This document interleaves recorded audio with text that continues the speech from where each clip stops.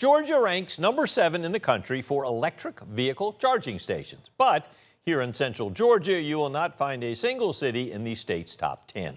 A new study breaks down where the chargers are, where they aren't, and where they aren't. Hunter King shows us what that means for drivers in our area. This is showing me all my stops along the way and how many minutes I'll need to charge to keep going to the next stop. David Danzy, a Warner Robins Tesla owner, is mapping out a road trip right from the driver's seat.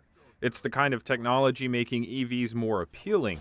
But in central Georgia, there's still a major gap: public chargers. A new study from the website Compare the Market found that Georgia has more than 8,500 EV chargers statewide, 7th in the nation. But nearly all of them are clustered around Atlanta. No city in central Georgia cracked the state's top 10. For the most part, people that are driving EVs are charging at home.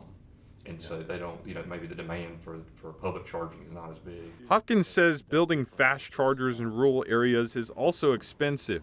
Rural communities often lack the electrical infrastructure needed to support them.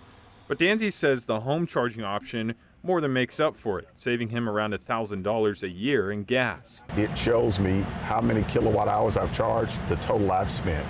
And then here, it shows me my gas savings for the year. So this is running from July to June, and it shows me this is how much I've saved so far in the 12-month rolling period.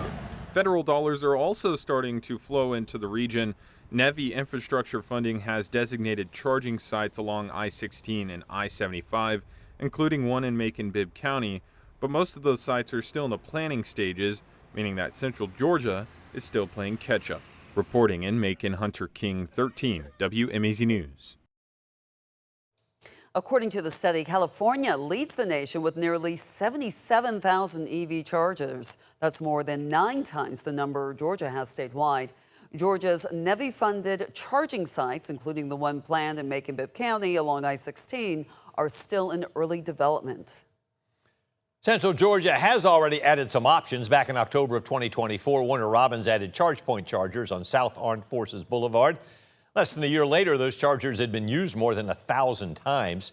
If you are looking for a spot to recharge, ChargeHub.com shows there are more than 60 public charging station ports within 10 miles of Macon. Cities with charging ports in central Georgia also include Milledgeville, Perry, Byron, Ford Valley, and Warner Robins. And once the Buc-ee's in Monroe County is built, there will be options there as well.